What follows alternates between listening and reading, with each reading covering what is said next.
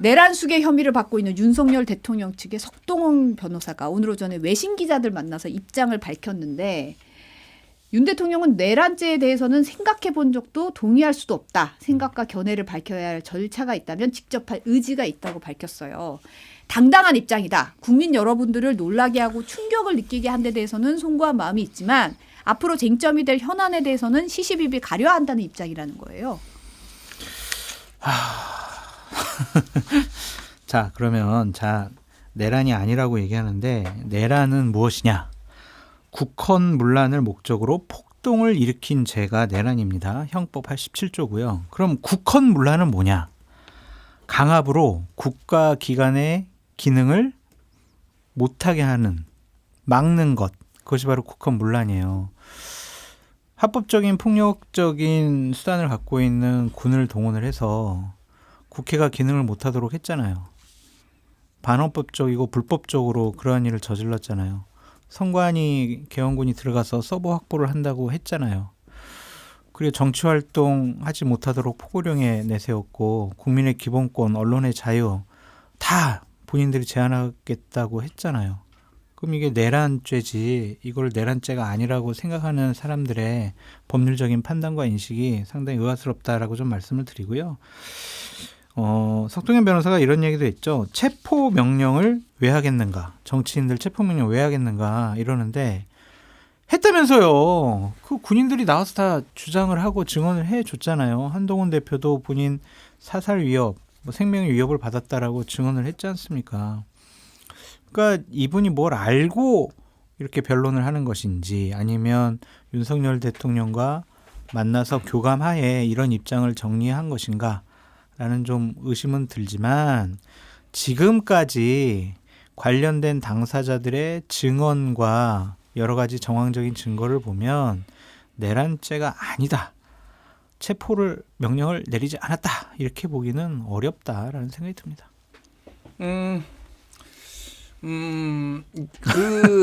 그러니까 너무 잘 설명해 주셨는데, 이제 이거의 느낌이 뭐냐면은, 외국에서 이제 이 우리나라를 볼 때 두 가지가 같이 공존할 것 같아요. 이번 이제 비상계엄과 이거를 탄핵을 보면서 외국에서는, 이런 게 다 가능하구나, 한국에서는. 계엄 쿠데타가 일어났는데도 그거를 의회가 뒤집고 시민들이 뒷받침해가지고 가능하구나, 이런 걸 보면서 한국 민주주의가 어쨌든 취약했지만 어쨌든 시민들의 시민의식으로 또 바로잡을 수 있는 저력이 있다라는 걸 보여주는데, 석동현 변호사의 주장과 이런 것도 그렇게 비슷하게 맥락으로 비칠 수도 있을 것 같아요. 무슨 얘기냐면은, 제가 이거 긍정적으로 보는 게 아니라 어쨌든 이거를 폭력적으로 뭔가를 하지 않고 서로 주장을 해가지고 결국은 절차에 따라서 법적으로 해소를 하려고 하는구나, 이렇게 이제 비춰질 텐데, 문제는 이제 코리아 디스카운트죠. 우리가 얘기했던 그 윤석열 정부에서 계속 얘기했던 그 코리아 디스카운트가 상당 기간 계속될 수밖에 없겠다, 이렇게 완강하게 법적으로 저항을 하고 이제 궤변을 늘어놓음으로 인해서 그 생각이 들고요. 그러니까 석동현 변호사가 이 얘기를 한 게 이제 며칠째 계속 하고 있어요. 이거는 외신 기자들 모아놓고 이렇게 한 건데, 국헌문란인가 아닌가, 폭동인가 아닌가, 쟁점을, 그리고 이제 통치행위인가 아닌가, 요거 세 가지가 이제 앞으로도 헌재나 이런 데서 쟁점이 될 것 같아요. 다른 걸 떠나서 이게 내란이 아니다, 국헌문란이 아니다라는 거는, 그러니까 어떻게 대통령이 본인 자리에 있는데, 자기가 통치하고 있는데 어떻게 대통령이 내란을 일으킬 수 있냐라는 거잖아요. 그런 주장이잖아요. 여러 가지 얘기가 있지만은. 정권을 가진 사람이 어떻게 정권을 찬탈하냐, 이런 논리더라고요. 그러면은 헌법에 왜 내란이나 외환을 일으키지 않는 사람은, 그러니까 내란과 외환을 제외하고는 대통령은 형사상 소출을 받지 않는다라고 할 이유가 없는 거죠. 대통령은 내란을 이 논리면은 절대 내란을 일으킬 수가 없어요. 자기가 통치하고 있는데 왜 내란을 일으켜요? 그러니까 이거는 역사와 맥락을 이제 전혀 무시한 아주 무식한 얘기인 거죠. 왜냐하면은 이 계엄이 우리나라 말고 외국에서도 상당히 많이 일어났는데, 특히 이제 영국 같은 데서 굉장히 많이 일어났어요. 저는 이게 지금 청교도 혁명하고 명예혁명 시절이 상당히 이제 생각이 나요. 찰스 1세가 청교도 혁명, 이제 크로멜이 이제 무력으로 진압해가지고 찰스 1세가 처형당했고요. 명예혁명에서 이제 쫓겨났죠. 그때는 이제 무혈, 이제 피를 안 흘렸다라고 하는데, 그때 찰스 1세가 계엄령을 엄청 발표했어요. 예, 마셜로 그 자기가 왕이었는데 그때 왜 의회가 뭐 빚을 갚아야 되는데 의회가 승인을 안 해주니까 의회랑 또 같이 못 가겠다라고 해가지고 본인이 내전을 일으킵니다. 그게 이제 잉글랜드 내전이라고 불리는 건데 어쨌든 그래서 왕이 내전을 일으킨 그 왕하고 이제 대통령은 다르지만은 이미 그래서 처벌받은 사례가 있어요. 그러니까 이 헌법에 내란이나 외환을 일으키면 안 된다라는 게 들어간 거예요. 왜 대통령이 내란을 못 일으킵니까? 이게 내란인 거죠. 그러니까 뭐 이런 무식한 얘기를 하시는 거에 대해서 혹시나 동조하시는 분들이 없겠지만은 그래도 이런 맥락들을 설명해 드리는 거고 뭐 이건 결국은 질질 끌겠구나 이 생각이 드네요. 예. 그 자꾸 내란이 아니라고 하면서 대통령은 그때 상황이 국가 비상 사태라고 판단해서 계엄을 선포했다고 하잖아요. 네.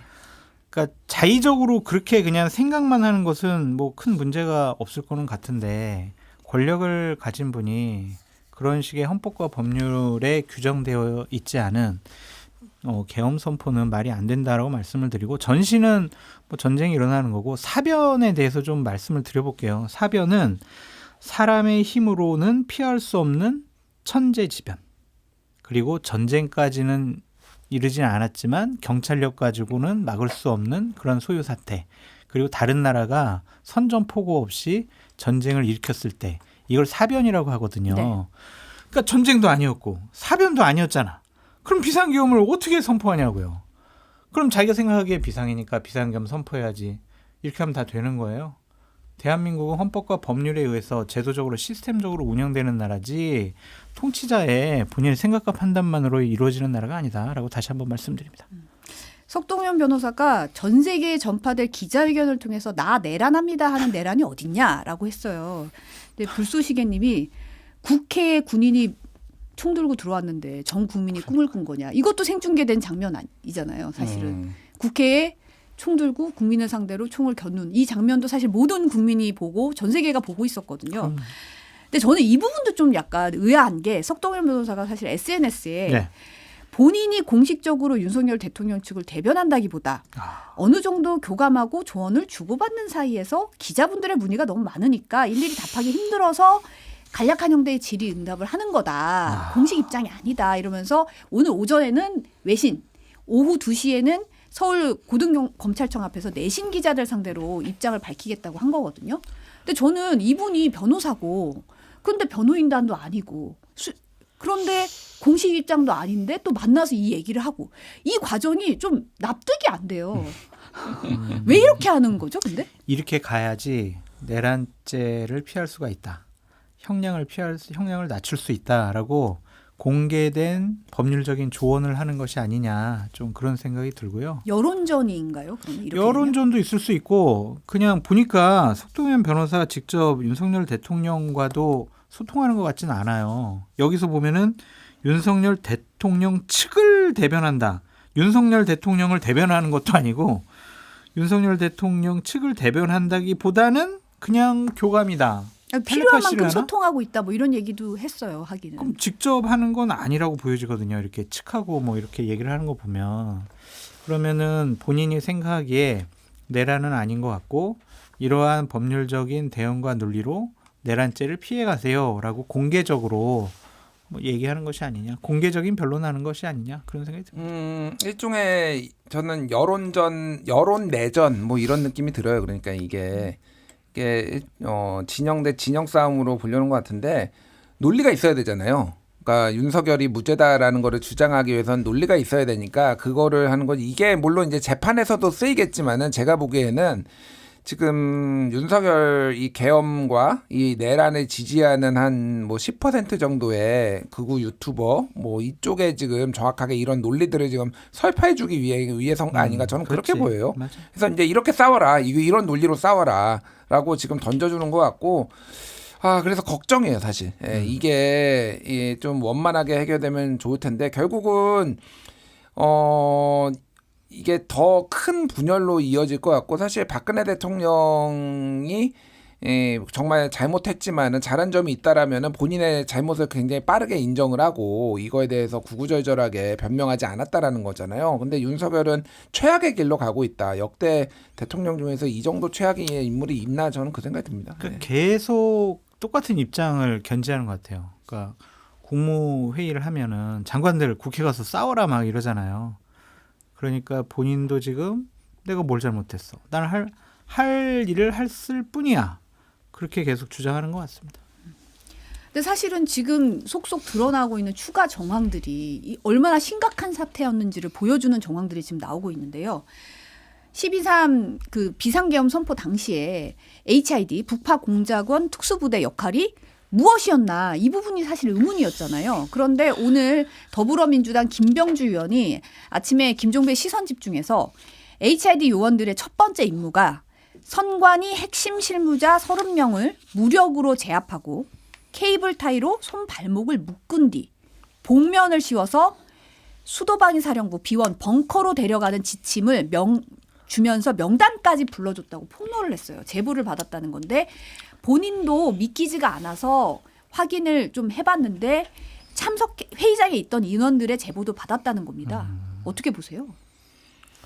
그러니까 정보사가 이제 들어와가지고 우리가 하나씩 지금 폭로가 되고 있는데 처음에는 선관위에 정보사 사람들이 들어가가지고 서버 사진을 찍는 모습이 이제 나왔잖아요. 그리고 네. 노상원이 엊그저께 이제 뭐 발표 보도된 거 롯데리아에서 대령 2명하고 문 누구죠? 이름은 막 헷갈린다. 그 현재 정보사령 문상호인가요? 문상호랑 같이 만나가지고 얘기를 하는데 선관위를 치라고 하니까 우리가 그런 IT 쪽은 전문가가 아닌데 뭐 이런 얘기를 했다라는 거 아니에요? 그러니까 이게 하나씩 다 맞춰보면 그런 것 같아요. 그러니까 IT 전문가가 아니에요. 정보사령부는 그러니까 북파공작원 등등을 해가지고 휴민트 쪽에 좀 더 강하고 여기에서는 이런 거를 다루는 데가 아니니까 여기가 도대체 왜 들어왔냐. 그래서 북한 군복도 주문을 했으니까 이거를 북한군의 소행으로 하려고 했던 것이냐. 근데 여러 가지 좀 더 밝혀져야 되겠지만은 결국은 이 부정선거를 증명하기 위해서 선관위를 서버를 하고 가져가고 그거를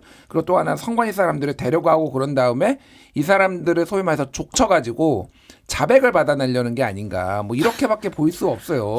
부정선거했지? 뭐 이런 것들 막 캐물어 가지고 사실은 거기에서는 모르겠습니다. 이거는 제가 너무 나간 걸 수도 있겠지만은 각종 회유와 협박과 뭐 고문까지 있을 수도 있지 않았을까 막 이런 생각이 드는 거예요. 그러니까 왜냐하면은 안 나오면은 뭐라도 내야 되니까. 그리고 서버를 가지고 뭐 이제 카피를 했다라는 거는 거기에서 실제 안 나오면은 조작이라도 해가지고 이거를 정당화하기 위해서 그래서 정보사라는 좀 무시무시한 부대가 지금 투입이 된 거 아닌가 이렇게밖에 해석을 할 수가 없는 거죠. 그러니까 그래서 이게 지금 사실은 우리가 계엄이 결과적으로 실패를 해서 아주 초기 단계만 우리가 본 거잖아요. 딱 계엄이 떨어지고 707이 지금 국회로 오고 뭐 여기저기서 뭐 수방사 뭐 특전사 뭐 여기저기 다 움직이고 지금 정보사까지 방첩사까지. 근데 이게 성공했으면은 다음에 무슨 일들이 있었을까를 한번 생각을 해봐야 되고 그거가 밝혀져야 돼요. 사실은 이거는 국회를 장악하고 여기 선관위를 장악하는 거는 과정이지 이게 최종 목적이 아니에요. 그러니까 이거를 통해서 더 다음에 나가고 뭔가가 진행됐을 텐데 그것들을 지금 다 알고 있을 거다. 지금 이 정보사의 사령관들이나 이 사람들은 시행 계획이 나와야 돼요. 그런 거는 그래야지 다음 단계로 움직이니까 이런 내용들이 지금 계속 하나씩 폭로가 될 테고 밑에 있는 사람들은 양심 선언도 하고 본인이 살아야 되니까 이런 것들 계속 나올 거거든요. 이게 결국은 이제 법정에서 다 가려져야 되겠지만은 이 김병주 의원의 얘기가 저는 상당히 신빙성이 있을 거다 그 생각이 듭니다. 예. 사실이면 상당히 놀라운 거죠. 38명의 인원은 영관급 장교들로 구성된 결사대다. 점조직이다. 특정 지역 인원은 안 보였다. 호남 출신 지역은 또 배제됐다. 뭐 이런 얘기까지 나오는데 모르겠어요. 그러니까 이게 어떻게 이런 일이 벌어졌을까라는 좀 생각이 들고 김병주 의원이 그동안 많은 얘기들, 정확한 정보들을 말씀을 하셔가지고 잘못된 제보야 이거는 못 믿겠어 라고 말씀드리기가 상당히 어렵고 결국에는 이러한 상황도 수사로 밝혀져야 될 것 같다라고 생각이 듭니다. 지금 그 핵심 설계자 역할을 했다고 지금 알려진 노상원 전 정보사령관이 어젯밤 구속이 됐습니다. TV조선 단독 보도 따르면 이 구속영장에 HID 운용하려던 정황이 있었다라고 적시가 돼 있다는 거예요. 그리고 판교 정보사 사무실 이날 그 HID 부대 요원들이 있었던 이 정보사 사무실에 전방 전차부대 지휘하는 93회 제2기갑 여단장도 있었던 것으로 확인이 됐습니다. 제2기갑 여단이 생각해보면 우리 12.12 군사반란 때 중앙천 무력으로 점령했던 그 여단이잖아요. 굉장히 가까운 데 있고 구 여단장이 개인 휴가를 내고 출입을 했는데 노상원 전 정보사령관의 호출로 간 것으로 알려졌어요. 육군 관계자가 실제 병력 이동은 없었다고 하면서도 지휘관이 휴가 중에서도 출동 지시 내릴 수 있냐라는 질문에는 일반적으로 가능하다고 답했습니다. 그렇죠. 그러니까 탱크 부대장이 있었던 거잖아요. 그러니까 이른바 이 기갑 여단장이 왜 여기 있었을까? 어떻게 보세요? 모르겠습니다. 그러니까 저는 여기에서 뭐 탱크를 동원하려고 했을 수도 있겠죠. 그러니까 이게 지금 너무 빠르게 국회에서 비상계엄이 해제돼 가지고 아니 이게 실행이 안 됐는데 필요하면은 이거는 무력 시위를 통해서 사실 탱크가 이제 돌아다니기만 해도 굉장히 심리적 압박감을 받을 거 아니에요. 그러니까 사람들이 옛날에 어떤 무력 쿠데타를 또 떠올리니까 그러니까 실제 뭐 발포를 할 계획이 있었는지는 모르겠으나 어쨌든 그런 어떤 긴장감을 조성하기 위해서 했다라고 보고 이건 밝혀져야 되겠죠. 수사를 통해서 밝혀져야 되는데 저는 그러니까 이 노상원이란 사람은 도대체 뭔가 이 사람은 이게 그러니까 노상원이 부르면은 현직 뭐 정보사령관도 달려가서 롯데리아에서 같이 버거도 먹고 뭐 계엄 논의도 하고 뭐 내란 모의도 하고 뭐 기갑 여단장이 부르면 또 달려가고 그러니까 이 사람이 권력이 힘을 실어주지 않으면은 저는 불가능할 것 같아요. 이거는. 그렇죠. 예, 엄청나게 힘을 실어주지 않으면은. 그래서 이게 단순히 김용현하고 가까워서 이게 가능했을까? 아니면은 용산에서 아예 직접적으로 힘을 실어주지 않았을까? 이런 생각이 들 수밖에 없는 거예요. 그러니까 김용현하고 여러 루트로 가까웠다라는 거는 예전에 박근혜 정부 때 이제 경호처 차장도 하고 그래서 경호실 업무와 관련해서 여러 얘기를 하고 이제 육사 세기수 후배라서 그리고 예전에도 이제 뭐 장교 신분으로 같이 근무했던 적도 있고 뭐 가까웠다라는 거 아니에요. 그리고 맨날 모여가지고 둘이 부정선거 음모론 얘기하고 나라가 뭐 부정선거가 있었네 이런 얘기 했다라는 거 아니에요. 그러니까 이 정도를 가지고 이거를 다 부를 수 있을까? 이 정도를 가지고 김용현하고 가깝다고 해서 군인은요. 제대하면은 솔직히 그냥 아저씨예요. 동네 아저씨입니다. 예. 현직 군인들이 어떻게 이거를 따르나요? 그러니까 이거는 더 파봐야 되겠지만은 저는 대통령 용산에서 완벽하게 이 사람한테 거의 전권을 주다시피 하지 않으면 불가능한 상황 같아요. 그러니까 이거는 좀 굉장히 조사가 필요한 상황 같아요. 그리고 노상원만 정말 있었을까 지금? 그러니까 전직 군인들이 이게 여기 연루된 게 노상원이 핵심인 것 같기는 한데 꽤 많은 전직 군인들이 망상을 하지 않았을까. 본인들의 화려한 날을 다시 복귀하기를 원하면서 뭐 문재인 정부 때 이를테면은 날아간 사람들이나 이런 사람들이 그런 망상을 했을 가능성이 높고 아시겠지만 노상원은 성추행으로 날아간 사람이 아주 추잡한 사람이에요. 사실은 이런 사람들이 아직도 군에 명령을 할 수 있다라는 게 참 개탄스러운 현실입니다. 정말. 네. 이 노상원 전 정보 사령관은 김종필을 꿈꾼 것이 아닌가라는 좀 생각이 들어요. 김종필이요. 그러니까 5.16 때 실행을 한 것은 박정희였지만 결국에는 기획을 한 사람은 김종필이었잖아요. 그림을 그리고 스케치를 하는 사람. 본인은 그거를 꿈꾸지 않았느냐 좀 그런 생각이 들고 문제라고 볼 수가 있는 게 이게 만약 사실이라면 제2기갑여단은 파주에 주둔하고 있거든요. 근데 어떠한 전력이냐면 북한과 전쟁이 일어나면 그냥 북한으로 쫙 밀고 들어가서 평양을 타격하는 그런 부대예요. 핵심 전력이란 말이에요. 그런 부대까지도 만약 동원하려고 했다라고 하면 진짜 이거는 국민의 생명과 안전은 아랑곳 없이 북한과의 어떤 대치 상황은 그냥 나몰라라 하면서 자신들의 권력을 위해서 자신들의 신념, 고집, 이런 것들을 위해서 군을 동원했다, 하려고 했었다. 이런 것은 정말 씻을 수 없는 죄를 저지른 것이다. 그렇게 봐야 되겠네요. 사실이 아니길 바랍니다.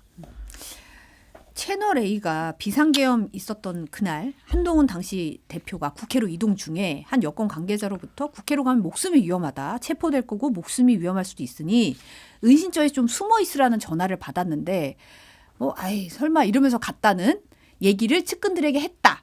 라고 보도를 했어요. 심지어 전략기획부총장도 오늘 아침 라디오에서 이거 사퇴한 날 의원들과 저녁 먹는 자리에서 얘기가 나온 거다라고 얘기를 하던데 그렇게 들었다고 얘기를 하던데 이 얘기는 어떻게 보세요?